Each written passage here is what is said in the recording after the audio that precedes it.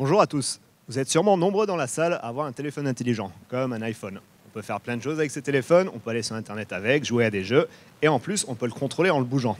Ça, c'est possible grâce à des petits capteurs de mouvement, comme celui sur la photo ici. En fait, ces capteurs de mouvement, c'est des circuits électroniques miniaturisés couplés à des ressorts mobiles sensibles au mouvement. Ces capteurs et d'autres capteurs semblables, on les trouve non seulement dans les téléphones, mais aussi dans d'autres objets du quotidien, comme les voitures.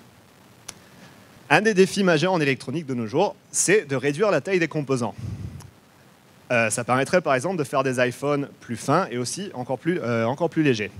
Une façon de faire ça, c'est de regrouper plusieurs composants en une seule puce. Donc par exemple ici, de prendre le capteur, de l'empiler sur le processeur et d'en faire une seule puce électronique. Le problème avec ça, c'est que les capteurs sont sensibles à la chaleur et les processeurs d'un autre côté chauffent. Et en plus, la majorité des capteurs et des processeurs sont fabriqués en silicium. Le silicium a plein de qualités, mais c'est un mauvais isolant thermique. C'est quoi les isolants thermiques? Les isolants thermiques, c'est des matériaux qui ne laissent pas passer la chaleur. Par contre, le silicium, au contraire, laisse passer la chaleur très facilement. Donc si on met le capteur en silicium sur le processeur en silicium, le capteur ne sera pas du tout protégé de la chaleur protégée par le processeur. Donc la solution, c'est de mettre de l'isolation thermique entre le processeur et le capteur. Donc l'isolation thermique, c'est quoi? C'est comme la laine minérale qu'on met dans les murs de nos maisons. Comme ça, l'hiver, quand on chauffe, la chaleur reste à l'intérieur et le froid à l'extérieur. Voilà, donc nous, on va faire la même chose sur le capteur. Par contre, on ne peut pas mettre de la laine minérale dans un iPhone, ça ne marcherait pas. Donc, il faut trouver d'autres matériaux. Et ça, c'est le sujet de mes recherches. Moi, je travaille à développer des matériaux pour l'isolation thermique des capteurs. Donc, notre solution, c'est de prendre des matériaux comme le silicium et de les transformer pour qu'ils deviennent isolants. Comment est-ce qu'on fait ça?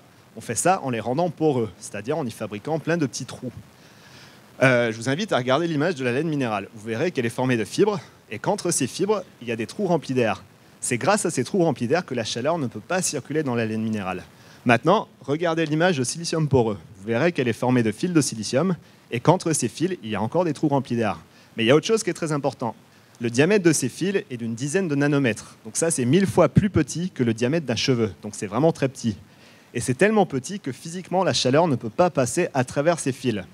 Donc ces deux facteurs combinés font que le silicium poreux est un très bon isolant thermique.